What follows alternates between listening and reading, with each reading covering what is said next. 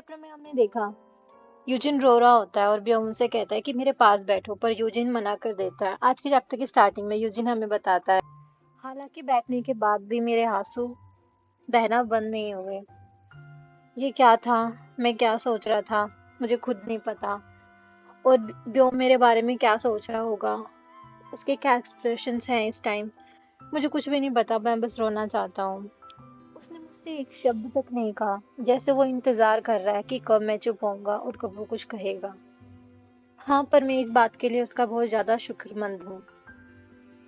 हाँ, ब्योम कहता है, क्या तुम्हें अब अच्छा लग रहा है पहले से? यूजिन कहता है हाँ। ब्योम कहता है, ऐसा तो नहीं हो सकता कि तुमने मुझे बहुत ज्यादा मिस किया इसलिए तुम इतना ज्यादा रो रहे हो। क्या चल रहा है?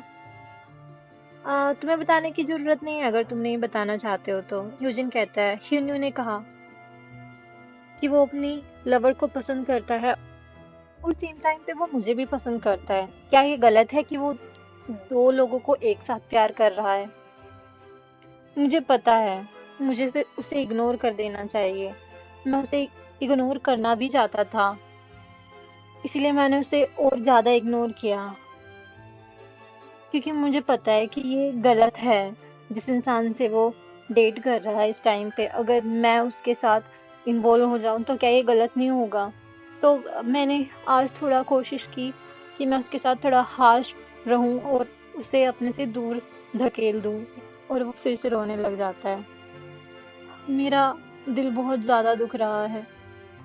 मैंने उसे देखा और मैं खुद को रोक नहीं पाया। मुझे ऐसा महसूस हो रहा है कि मैं एक इडियट हूँ, मैं बहुत ही बुरा इंसान हूँ। और तुम्हें पता है क्या, बहुत सारी चीजें हुई आज, इसलिए मैं आज बहुत ज्यादा दुखी हूँ। हम्म, व्योम को कुछ नहीं पता है यहाँ पे कि उसे क्या कहना है। व्योम कहता है, तो फिर बस? यूजिन अचानक कहने लगता है, हाँ, लेकिन मैं उसे भुला दूंगा। मैं अब किसी को ढूंढूंगा जो बहुत ही सुंदर, बहुत ही लंबा चौड़ा और जिसकी बहुत सारी मसल्स हो, एकदम हैंडसम। किसी हैंडसम हंक को ढूंढ लूंगा मैं। और हाँ, मुझे लगता है मुझे यही करना चाहिए, फिर मैं उससे मूव ऑन हो जाऊंगा। हाँ, ये सही है। यूजिन ब्योम कहता है, तुमने ये सारी चीजें कही जबकि तुम ऐसे इंसान को जानते तक भी नहीं हो। यूजिन कहता है, मुझे ऐसा महसूस हुआ कि तुम मुझे सुनोगे। कोई फर्क नहीं पड़ता कि कितनी बकवास बात मैं कहूँ। और देखो, आखिरी में आके हाँ, मैंने फिर से कुछ ऐसा बोल दिया तुम्हें। मुझे माफ करना। मैं मेरे को पता है मैंने तुम्हें अनकंफर्टेबल कर दिया। व्योम कहता है, नहीं नहीं, इंटरेस्टिंग है, तुम अपना चालू रखो। यूजिन कहता है, मेरे पास अब और कुछ बचा नहीं है, हाँ, मैं ठीक हो जाऊंगा। और वो फिर से रोने लगता है। आह, ये फालतू के इमोशंस, मुझे इन सब चीजों से उभरना होगा। तभी व्योम अपने हाथ में यूजिन का फेस रखता है। यूजिन थोड़ा सा अनकंफर्टेबल हो जाता है। एकदम से क्या हुआ? व्योम उसकी तरफ देख और यूजिन व्योम की तरफ देखता है। यूजिन कहता है, अब सर। व्योम, ये तुम्हारे आंसू कब खत्म होंगे? यूजिन कहता है, मैं अभी वो ये नहीं करना चाहता हूँ, पर मैं कुछ नहीं कर सकता हूँ। व्योम कहता है, क्या ये दुख रहा है? यूजिन कहता है, मुझे लगता है ये सूझ गया है थोड़ा सा, पर ये पहले से बेहतर है। अब मुझे अच्छा महसूस हो रहा है, उतना नहीं दुखता अब ये। व्योम उसका गाल सहलाता है। यूजिन देखता है।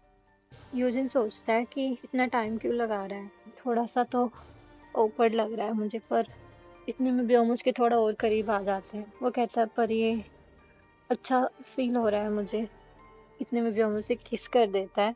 अब यूजिन भी उसको रेजिस्ट नहीं करता। यूजिन सोचता है कि ये हो क्या रहा है, पर वो कुछ नहीं कहता और वो एंजॉय कर रहा होता है। दोनों ही एक दूसरे में खो गए होते हैं।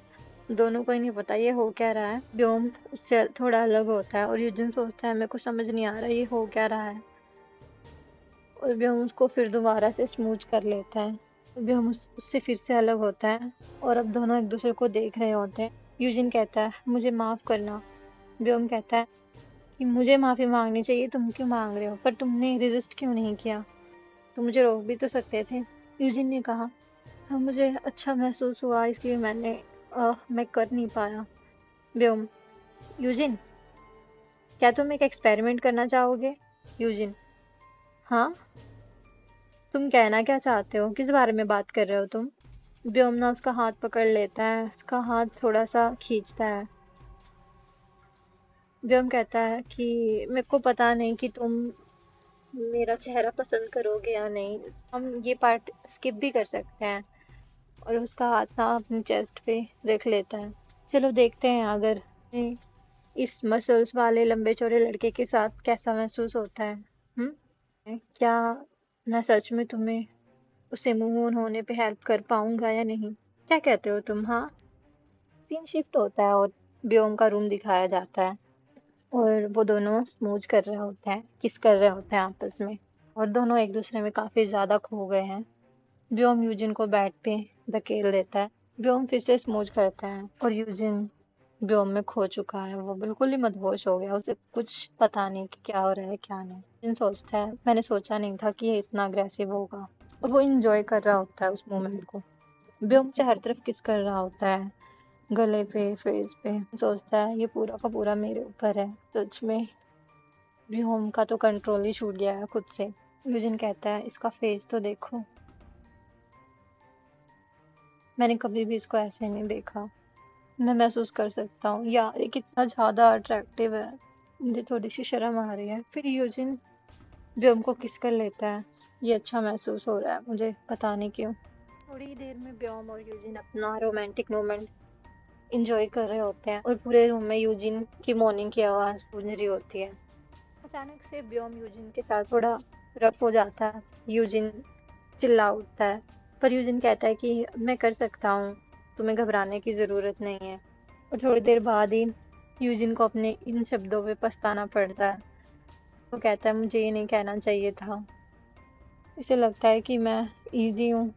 व्योम कहता है कि तुम श्योर हो ना कि तुम कर सकते हो, क्योंकि ये थोड़ा देर तक चलेगा। यूजिन को बहुत ज्यादा दर्द हो रहा होता है। तभी यूजिन का ना फोन बीप करने लगता है, उसका अलार्म बजने लगता है। उस व्योम का ध्यान उसके फोन पे जाता है। यूजिन कहता है मुझे स्कूल जाना है, और वो बेहोश हो जाता है। व्योम कहता है यूजिन, यूजिन। व्योम थोड़ा घबरा जाता है। थोड़ी देर बाद का सीन दिखाया जाता है।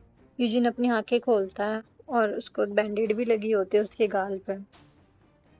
वो अपने आसपास देखता है और कहता है क्या मैं सो गया था? वो अपने गाल पे हाथ लगाता है।